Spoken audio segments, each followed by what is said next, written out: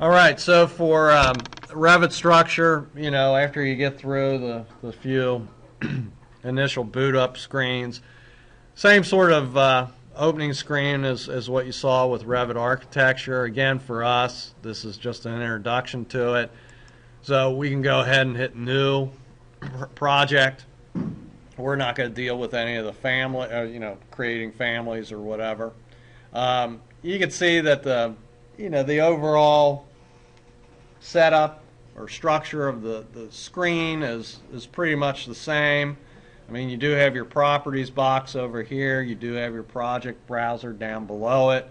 Again, remember, if you don't have your properties box or your project browser down below it, it's because you probably turned them off or don't have them turned on, and you can go ahead and get to those under View, and the user interface button over here can help turn those things on or off. So if you're not seeing those, you probably don't have them clicked on. Anyway, if you come back home, I mean, there's a lot of different stuff in here. You know, one of the things when we're creating any type of structure, I think one of the first things that we'd probably want to create is a framing plan. So again, one of the things I found useful is if you're going to create a framing plan, like, you know, you're doing a concrete frame or a steel frame or whatever, this grid type button is the beginning of drawing a framing plan.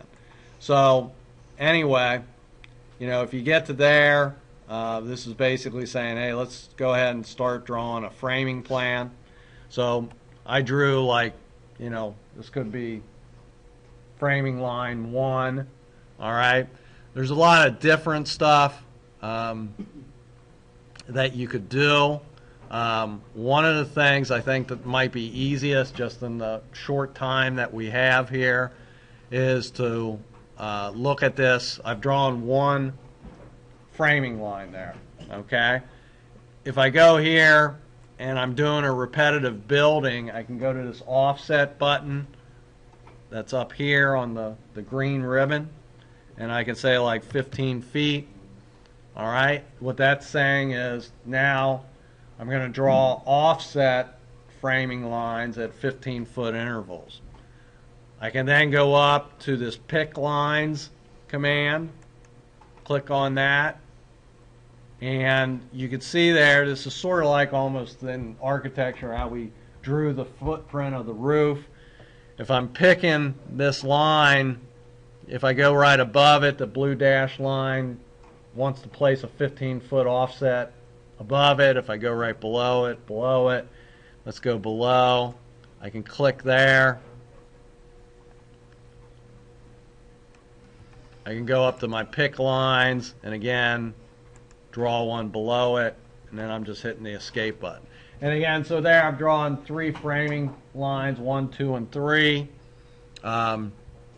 If you want to change those to be a different number, or if you want to change them to be a letter, you know, you can do that. I think you just click on this and it'll open up a box and you can type another letter in.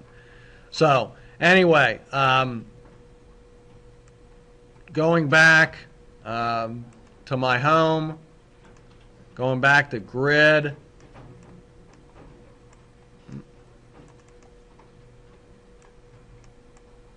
Didn't work.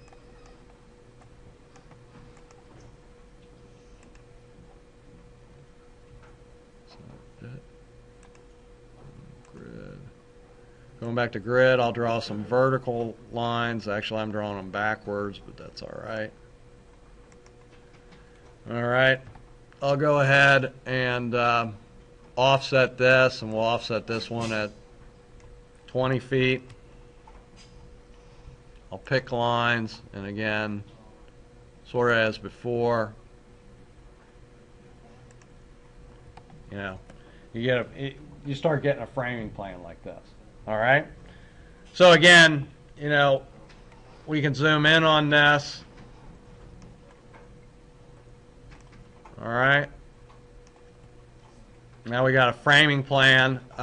We can go back to the home button here, and we could say, hey, let's put in some columns. Okay. Now again, under the properties type, you get a column. This one says W10 by 49. You have various ones you can choose from. Not a whole lot, but various ones. Maybe you want to change that to a 12 by 40. Okay? You can actually go ahead and place them in there, but one of the things, again, I found that might be, interesting. Let's see, column.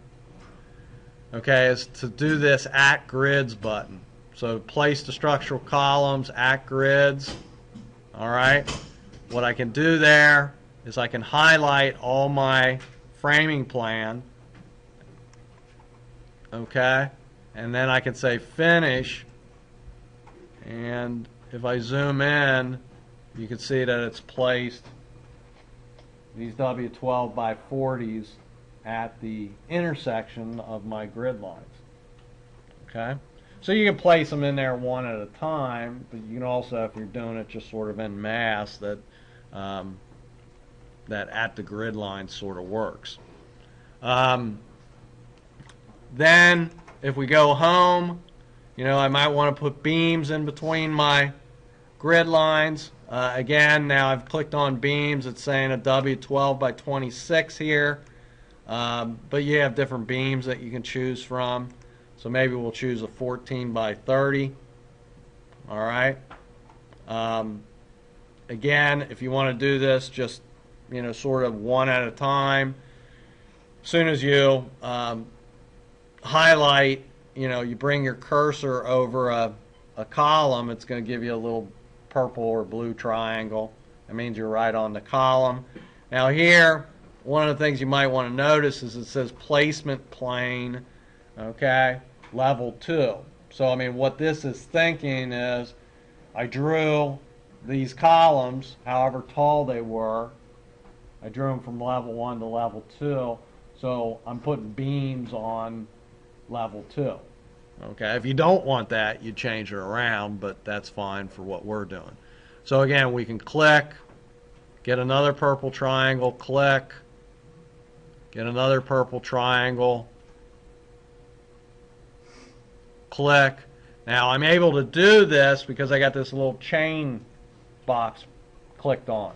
So that's allowing me just to click, drag, click, drag, click, drag.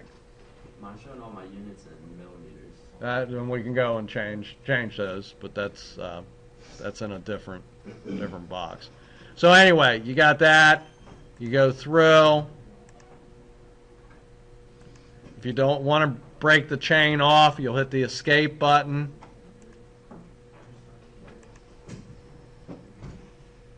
If you want to keep the chain on, you just keep on going. Like here, I'm back to this, so I'll hit the escape button, chain off.